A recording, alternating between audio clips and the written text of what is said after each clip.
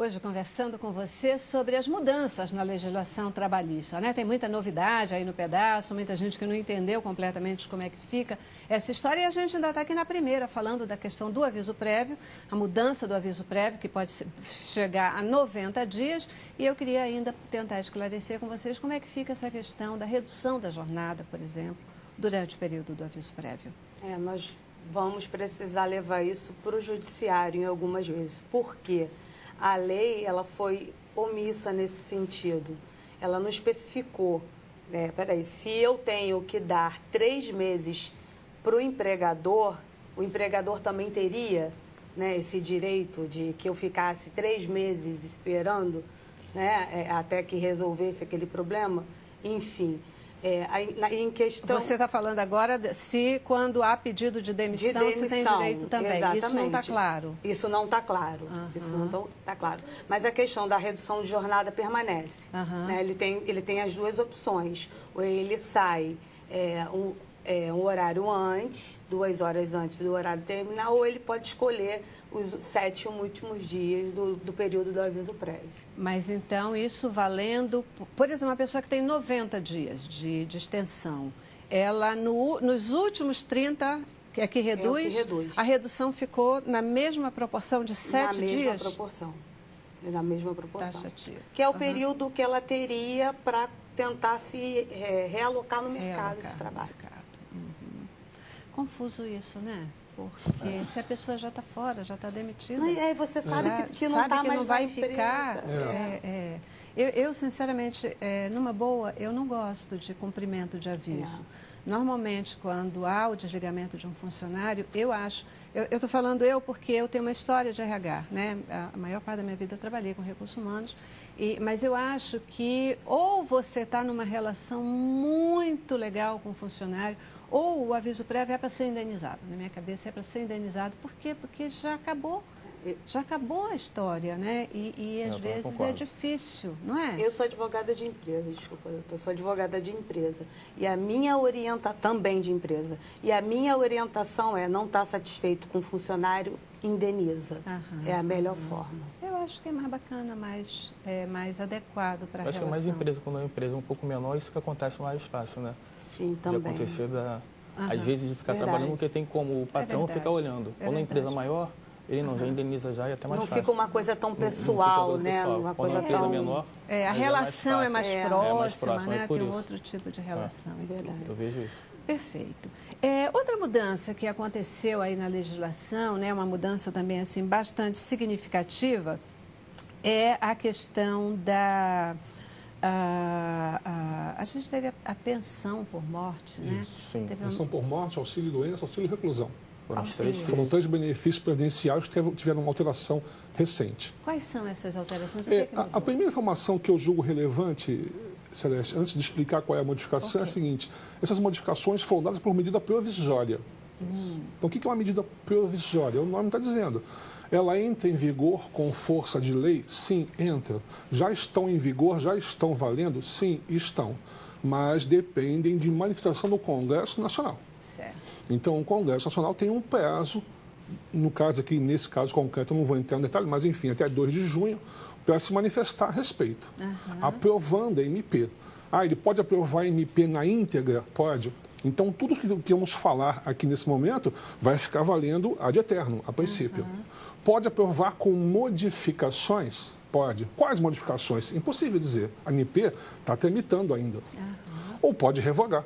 É uma doideira isso, né? Está valendo, mas não está. Está valendo, mas tem um monte de alterações ainda para... Então, o que a gente vai colocar aqui é uma colocação sobre uma coisa que ainda é provisória. Não é definitiva. Temos, então, o Congresso, tem até 2 de junho para se manifestar em definitivo. Até lá, está em vigor? Está valendo? Está, mas é provisório. Quer dizer que mesmo que alguém que vá requerer uma pensão, por exemplo, uma pensão por morte, depois pode mudar lá na frente, para melhor ou para pior? A lei pode mudar. Se essa mudança vai retroagir para atingir quem requereu hoje, ia ser uma outra história. Caramba. A coisa não é tão simples. Então, o que é que muda? Qual é a mudança? Bom, vamos dividir aqui algumas coisas, né? A pensão por morte, a grande mudança, 2 grandes mudanças que ela teve, né? Ela passou a ter um período de carência. O que é carência? É como um plano de saúde. Se você contrata um plano de saúde hoje, amanhã você já pode fazer qualquer procedimento do plano? Não, qualquer não. Para alguns procedimentos, o plano vai exigir carência. Benefícios previdenciários também ocorre isso. Para alguns se exige carência, ou seja, número mínimo de contribuições mensais, para que só depois, então, você possa requerer o benefício. Pensão por morte não tinha carência. Com a MP 664, passou a ter carência de 2 anos, 24 meses. Para essa regra tem exceção, mas a princípio a carência de 2 anos. Vamos traduzir para o português. Isso, vamos lá. Alguém morre só 2 anos depois que tem a pensão? Comecei a trabalhar hoje. Comecei a trabalhar e a contribuir hoje. Se daqui a 3 meses eu morrer, minha esposa, meus filhos, têm pensão por morte? Não, não tem. Eu tenho que contribuir por pelo menos 24 meses, para só depois, então, meus dependentes poderem requerer o benefício. Entendi. Então, essa é a mudança importante. Para quem está começando a trabalhar agora, isso é ruim. Agora, mas para quem já trabalhava, teve certos motivos assim. O que mudou mais para quem já trabalhava, a grande mudança foi o valor da pensão, que antigamente era 100%. Hoje em dia, caso venha a falecer e já tiver os 24 meses, o que vai acontecer?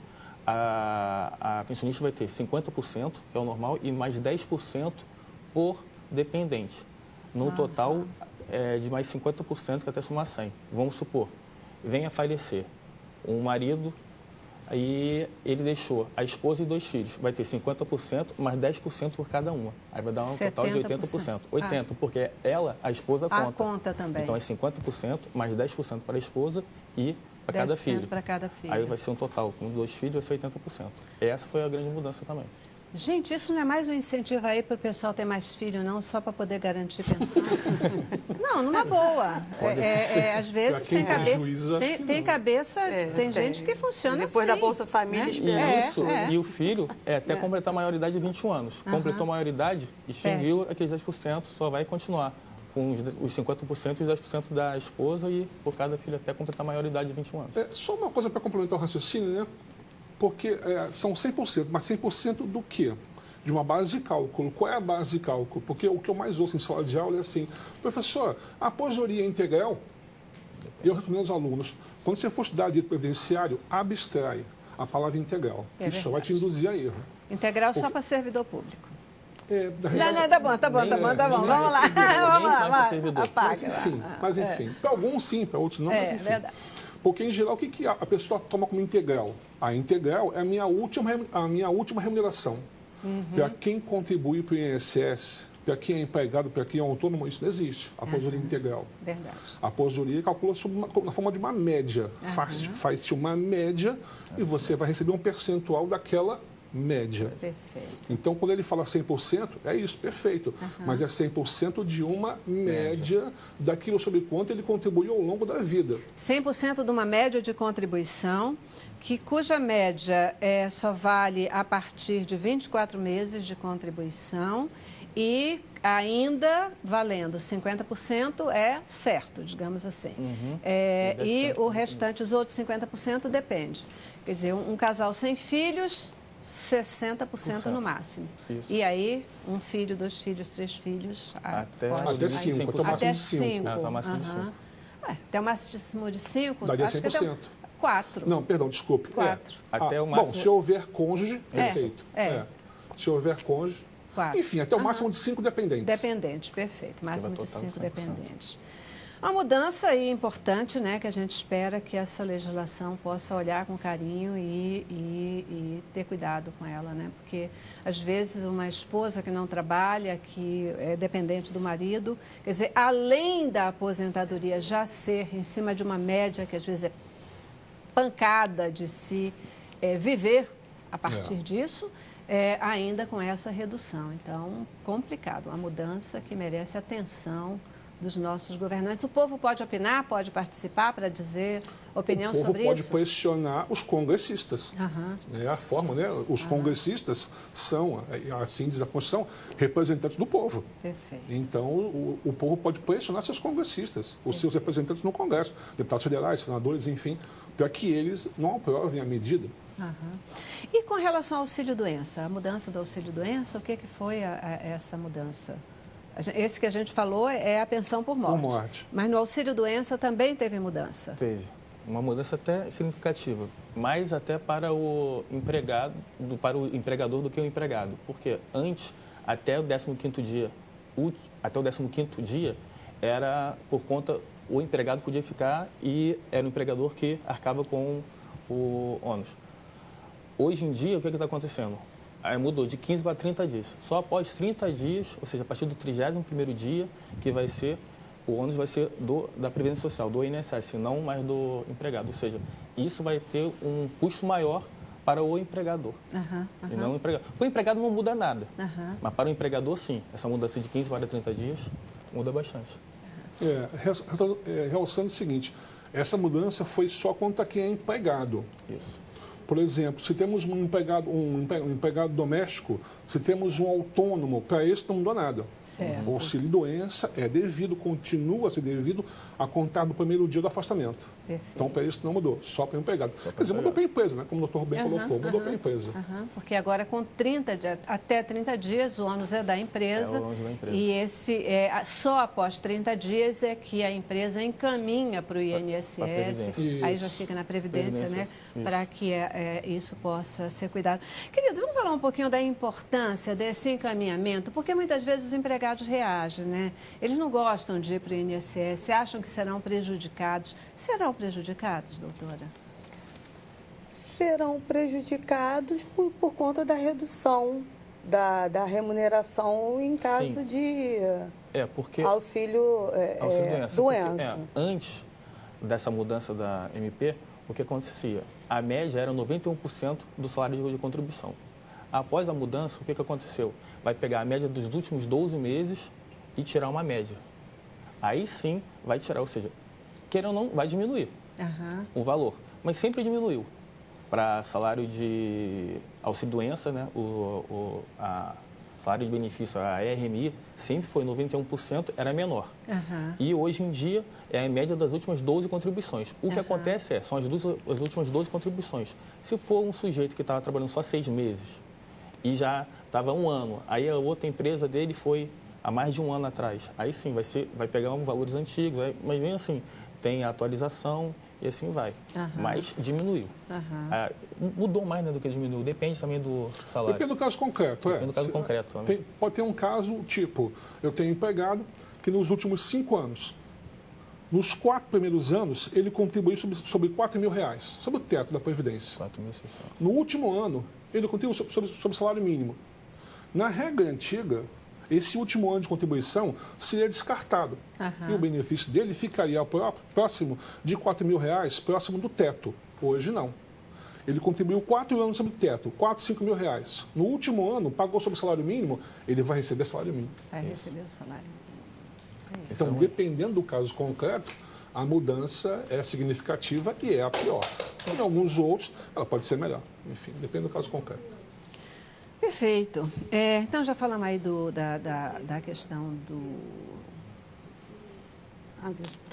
aviso prévio. Falamos da pensão por morte. A pensão por morte tem um outro fator importante, se for possível a gente comentar, que é a questão de que ela não é mais vitalícia em todos os casos.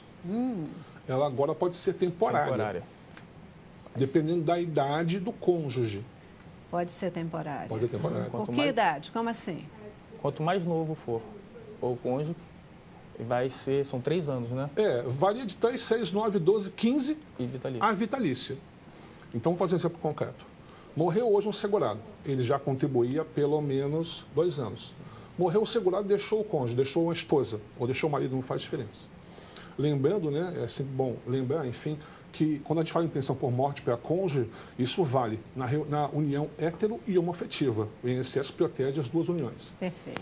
Mas, enfim, então morreu o segurado hoje. O cônjuge tem 22 anos.